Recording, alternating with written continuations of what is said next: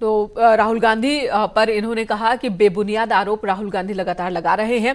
इधर भारत और चीन सीमा विवाद पर केंद्रीय मंत्री जनरल वीके सिंह ने कहा है कि चीन इस समय कोरोना समेत कई कारणों से कटघरे में है और इसलिए लोगों का ध्यान बांटने के लिए ही वो सीमा पर इस तरह की हरकत कर रहा है। उन्होंने ये भी कहा कि ये चीन की पुरानी आदत है, हमेशा से चीन ऐसा करते रहा है, लेकिन हमारी सेना पूरी तरह से मुस्तैद है। जनरल वीके सिंह से बात की हमारे सहयोगी पवन गौड़ ने। हमारे साथ बातचीत करने के लिए हैं पूर्व थल सेना अध्यक्ष जनरल वीके सिंह और केंद्र सरकार में मंत्री।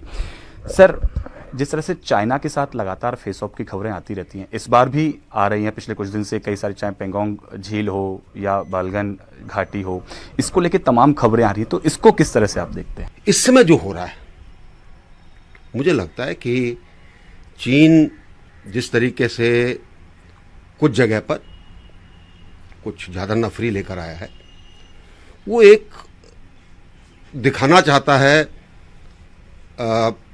दुनिया की के ध्यान को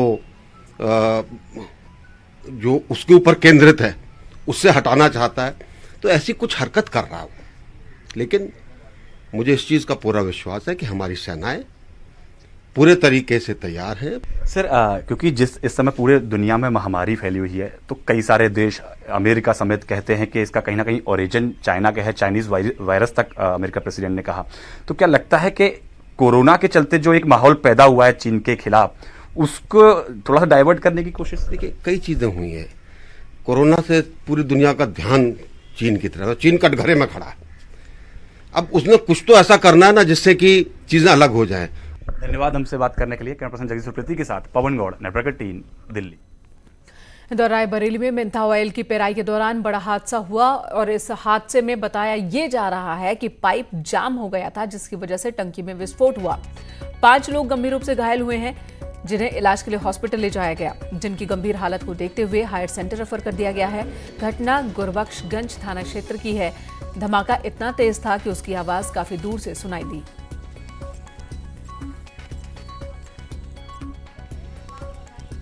सुल्तानपुर के सीएमएस यानी कि मुख्य चिकित्सा अधीक्षक डॉक्टर बीबी सिंह पर बीजेपी नेता मोहित सिंह से बदसलूकी के आरोप लगे हैं।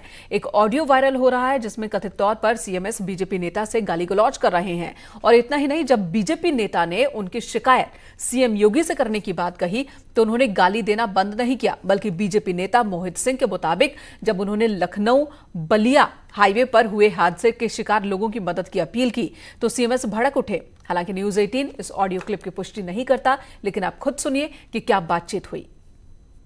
मंत्री जी एक सागा में है जो शायद खत्म हुआ। अरे यार, बिना मतलब मोहित जी काम है, बिगड़ा ना। हाँ, तो बिगड़ा ना, तमीज से रहे भैया, बिगड़ा ना यार, इतना इमोशनल नहीं होना चाहिए ना। हमकी व्यवस्था करे थे भाई, यही हम भेज देंगे मुख्यमंत्री के पास। ही अरे ना, कम काम जो सब बोलिए ना, कम नेतागिरी करे में। तब किसमें नेतागिरी? हमारा मेरे संबंध आपसे पहले थे उनके, अब काम करने दीजिए भाई मोहित जी। इतना जोर से बोलने से नहीं हो जाता है काम। ऐसी तुम्हारी मोहित। इधर आगरा में पुलिस की दबंगई का एक सीसीटीवी फुटेज सामने आया, जिसके बाद 2 पुलिसकर्मियों के खिलाफ कार्रवाई भी हुई है। ये 2 पुलिसकर्मी जो कि एक व्यापारी को पीटते इस वक्त आपको टीवी स्क्रीन पर नजर आ रहे हैं। घर के बाहर ही व्यापारी को इन्होंने पीटा, जिसके बाद कार्रवाई की गई है। इस व्यापारी को चोट भी पहुंची है, इसके हाथ सूज गए हैं, जिसके बाद व्यापारियों का एक दल अपना आक्रोश व्यक्त करने के लिए पहुंचा। एसएसपी से शिकायत की गई, जिसके बाद एसएसपी ने इन 2 आरोपी सिपाहियों को सस्पेंड कर दिया।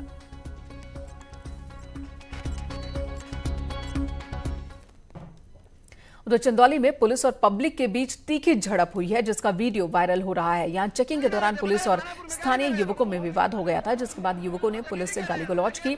विवाद के दौरान पुलिस के जवान ने पिस्टल भी निकाल ली थी। धानापुर थाना क्षेत्र के पठान टोला का ये वारदात है और ये वीडियो ईद के दिन का बताया जा रहा है। गाली देगा, गाली दे रहे थे, बताइए थानापुर में गाली दे रहे हैं लोग, बदतमीजी कर रहे हैं लोग, देखिए बदतमीजी कर रहे हैं, खबरदार है।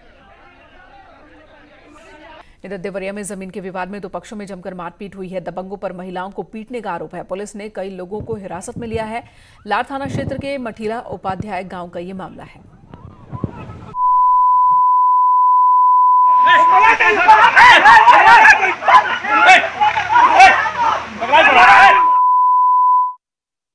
और अगली खबर हम आपको बता दें, हादसे से जुड़ी ये खबर है जो कि ग्रेटर नोएडा की हाई राइज सोसाइटी में हुआ है, जहां अचानक एक फ्लैट का प्लास्टर गिर गया, जिससे कमरे में मौजूद एक बच्चा इसकी जद में आ गया और गंभीर रूप से जख्मी हुआ है। देखिए जरा, कंक्रीट का बड़ा हिस्सा अचानक गिर गया, घर के लोगों के बीच हड़कंप मच गया। घटना ग्रेटर नोएडा वेस्ट के बिसरख थाना क्षेत्र की है।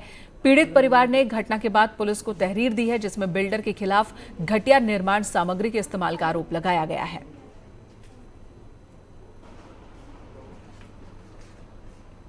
इस समय हम खड़े हैं ग्रेटर नोएडा की अजनारा होम सोसाइटी में, जहां पर आप देख सकते हैं कि एक हादसा हुआ है जिसमें एक 7 साल के मासूम बच्चे को चोट आई है। एक ऐसा घर जहां पर लोग अपने पूरे मेहनत की, पूरे ज़िंदगी की कमाई लगा के एक घर बनाते हैं और घर बनाने के बाद जब इस तरीके का हादसा होता है, उसके बावजूद जब बिल्डर लापरवाही पर भी कोई कार्रवाई नहीं करता तो अफसोस होता है। देख सकते हैं आप, ये पूरी छत पूरी गिरी हुई है, ये मलबा अभी तक यहाँ पर पड़ा हुआ है। हादसे को सुबह से 4 घंटे से ज़्यादा का समय हो चुका है, लेकिन उसके बावजूद यहाँ पर अभी किसी भी तरीके की कोई भी कार्रवाई नहीं की गई है। यह हमारे साथ परिवार के लोग मौजूद हैं, उन्हीं से जानेंगे कि क्या है पूरा मामला। ये बताइए कि क्या हुआ था, कितने बजे का हादसा है और हादसा होने के बाद आपने किसको इन्फॉर्म किया? ये 8:30 बजे का हादसा है। हादसा होने के बाद हमने मेंटेनेंस टीम को इन्फॉर्म किया था। तो क्या बोले वो बोले कि मैं ठीक करा दूंगा, ठीक करवा, आप चिंता मत करिए। वो लोग बोले कि हाँ हम ठीक करवा देंगे, बट मैडम ये पहले भी हो चुका है। पहले भी एक बार लास्ट ईयर क्रैक आया था मैम, क्रैक आया था तो हमने वो बोला कि इसको ठीक से तुड़वा कर आप एकदम पक्का करवाइए इसको, ठीक है। तो वो आए तो क्रैक पे हल्की सी पता नहीं क्या उन्हें पुट्टी करवाएं, उसको क्रैक को बराबर कर दिया। फिर इधर आधे गोले पे इधर क्रैक आना शुरू हुआ। तो फिर मैंने इनको 1-2 दिन पहले इंटीमेशन किया, वो आए, विजिट करके गए और उसके बावजूद इस यहाँ कोई कार्रवाई नहीं हुई। बोले 1-2 दिन में फिर भेजेंगे, बट किसी को नहीं। और ये अचानक से बहुत सडनली आज इतना छत, ये प्लास्टर इतना मोटा गिर गया। बिल्डर अभी मौके पे पहुंचा नहीं है, कोई कार्रवाई नहीं की गई है। मलबा आप देख सकते हैं जस का तस पड़ा हुआ है। क्या ऐसे बिल्डरों के खिलाफ कार्रवाई कब होगी, ये एक बड़ा सवाल है। कैमरा पर्सन विपिन के साथ प्रीति श्रीवास्तव, न्यूज़ 18 नोएडा। उधर गाजीपुर से बड़ी खबर, जहां पर पूर्व मंत्री ओम प्रकाश राजभर पर केस दर्ज हुआ है। लॉकडाउन उल्लंघन का केस दर्ज हुआ है। 6 मई को पूर्व मंत्री राजभर ने चौपाल लगाई थी। करीमुद्दीनपुर क्षेत्र में ये चौपाल लगाई गई थी। चौपाल के दौरान लॉकडाउन के नियमों का उल्लंघन हुआ। पूर्व मंत्री की चौपाल का वीडियो सोशल मीडिया पर वायरल हो रहा था, जिसके बाद ये मामला दर्ज कराया गया है। तो पूर्व मंत्री हैं ओम प्रकाश राजभर, जिनके खिलाफ एफआईआर दर्ज हुई है और ये एफआईआर दर्ज हुई है लॉकडाउन के नियमों के उल्लंघन को लेकर। इधर फर्रुखाबाद में बेलगाम ट्रक ने बाइक में टक्कर मार दी और इस हादसे में बाइक सवार युवक और एक बच्चे की मौके पर ही मौत हो गई। इस हादसे में एक महिला गंभीर रूप से जख्मी हुई है, उसे इलाज के लिए जिला हॉस्पिटल ले जाया गया। पुलिस ने ट्रक ड्राइवर को गिरफ्तार कर लिया है। इधर प्रतापगढ़ में सियासी सरगर्मी, राजा भैया से मिलने पहुंचे कैबिनेट मंत्री मोती सिंह। राजा भैया की कोठी पर दोनों के बीच मुलाकात करीब आधे घंटे तक चली है और इस दोनों की मुलाकात में क्या कुछ बातचीत हुई, इस वक्त हमारे सहयोगी रोहित हमारे साथ मौजूद हैं। रोहित, इस मुलाकात का मकसद? जी मिलकर हम अपने दर्शकों को बताना चाहेंगे, ये प्रतापगढ़ के 2 बड़े दिग्गज नेता हैं और प्रदेश की जो राजनीति है उसमें भी जो है बड़ा रसूख होते हैं। आज लगभग जो है 12 बजे जो है अचानक मोदी सिंह जो है राजा भैया के राजमहल में जो है पहुंच जाते हैं, जिसके बाद बंद कमरे में जो है आधा घंटा दोनों दिग्गज नेताओं के बीच जो है गुफ्तगू होती है, जिसके बाद जो है आखिर कैबिनेट मंत्री और बाहुबली विधायक, इन दोनों के बीच मुलाकात, इसका उद्देश्य क्या? जी, मैं अपने दर्शकों को बताना चाहेंगे, कहीं ना कहीं राजा भैया जो है, अगर लोकसभा चुनाव की बात करें तो लोकसभा चुनाव में जो है ऐसी चर्चा थी, भाजपा को लेकर जो है गठबंधन को लेकर चर्चा थी, लेकिन लास्ट मूवमेंट में जो है भाजपा और राजा भैया की जो पार्टी थी जनसत्ता पार्टी, उसके बीच जो है सामंजस्य नहीं बैठ पाया था। तो कहीं ना कहीं 1 सालों में आने वाले विधानसभा चुनाव है, तो कहीं ना कहीं ये कयास लगाया जा रहा है कि एक बार फिर राजा भैया का रुख जो है वो भाजपा की तरफ जो है हो सकता है। और इसी को जोड़ के लोग यहाँ इस तस्वीरों को देख रहे हैं। और आज कैबिनेट मंत्री मोती सिंह पहुंचे हैं, तो कहीं ना कहीं पूरे प्रदेश का जो है इस घटनाक्रम से सियासी पारा। जी, तो यहाँ पर भविष्य की राजनीति की नींव रखी जा रही है, कुछ ऐसा दिख रहा है। धन्यवाद रोहित पूरी जानकारी देने के लिए। इधर उत्तर भारत में गर्मी और लू का कहर जारी है। प्रयागराज में पारा 47 डिग्री पार हो चुका है। मंगलवार को प्रयागराज का तापमान 47.6 डिग्री सेल्सियस दर्ज किया गया। हालांकि शाम को बूंदाबांदी हुई, जिसके बाद लोगों को थोड़ी राहत मिली और आज फिर प्रचंड गर्मी का सामना लोगों को करना पड़ रहा है। समूचे उत्तर भारत समेत संगम नगरी प्रयागराज में इन दिनों भीषण गर्मी पड़ रही है। आसमान से आफत बरस रही है। लोग घरों से निकल रहे हैं तो उन्हें तमाम तरह की दिक्कतों का सामना करना पड़ रहा है। जो लोग घरों से बाहर निकल रहे हैं वो या तो मास्क लगा रहे हैं या तो गमछे से मुंह बांध कर निकल रहे हैं। और नौतपा की सोमवार से शुरुआत हो गई है। नौतपा स्थानीय भाषा में ये कह सकते हैं कि गर्मी के विशेष 9 दिन जिनमें ज़्यादा गर्मी पड़ती है। मंगलवार की बात करें तो संगम नगरी प्रयागराज में तापमान का पारा 47.6 डिग्री तक पहुंच गया था, यानी लगभग 48 डिग्री के करीब। और इस गर्मी से लोग बेहाल हैं, किसी भी तरह से लोग रह नहीं पा रहे हैं, पंखे कूलर काम नहीं कर रहे हैं। और जो लोग किसी तरह बच भी रहे हैं तो उन्हें एसी का सहारा लेना पड़ रहा है। चिकित्सक भी बता रहे हैं कि इस भीषण गर्मी से बचने के लिए लोगों को मौसमी फलों और पानी की कमी शरीर में नहीं होने देना चाहिए, इसका भी लोग पालन कर रहे हैं। फिलहाल जो मौसम विज्ञानियों का मानना है कि अभी आगे भी आने वाले जो दिन हैं वो इसी तरह से रहेंगे। नौतपा में 9 दिन विशेष गर्मी के होते हैं, करीब 3 दिन बीत चुके हैं। इस हिसाब से भी अगर माने तो अभी 6 दिन इसी तरह रहने वाले हैं। इसलिए लोगों को विशेष सावधानी बरतने की ज़रूरत है, तभी इस गर्मी से लोगों का बचाव हो सकता है। तो फिलहाल जो लोग बाहर निकल रहे हैं वो तमाम एहतियात बरत कर ही बाहर निकल रहे हैं। सड़क पर भी भीड़ भाड़ काफ़ी कम नज़र आ रही है। गर्मी लोगों को परेशान गर्मी ने कर रखा है एक तरह से, और गर्मी से बचने के लिए लोग तमाम तरह के जतन कर रहे हैं, उसके बाद ही बाहर निकल रहे हैं। और लोगों को फिलहाल कोई राहत नज़र नहीं आ रही है। हालांकि मंगलवार देर शाम तेज़ आंधी आई थी, हल्की बूंदाबांदी हुई थी, उसके बाद कुछ राहत ज़रूर नज़र आई थी। लेकिन आज फिर एक बार तेज़ गर्मी पड़ रही है और तो धूप कड़ी होने के साथ ही साथ तापमान का पारा एक बार फिर से ऊपर चढ़ा है और लोग गर्मी से बेहाल नजर आ रहे हैं।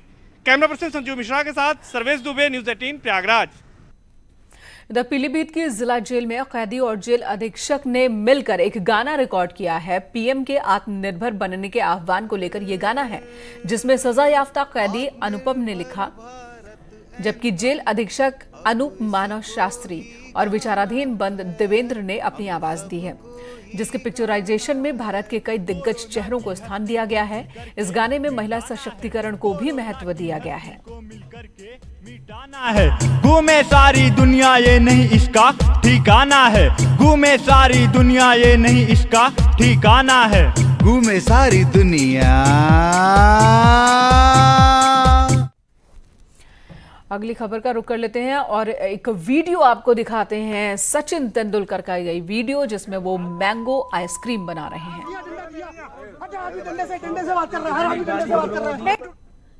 Kind of mango kulfi, because you have to take fresh mangoes, you cut them differently. So what I'm trying to do is I've already cut few mangoes, but from inside you have to remove the seed like this, and simultaneously I've got some.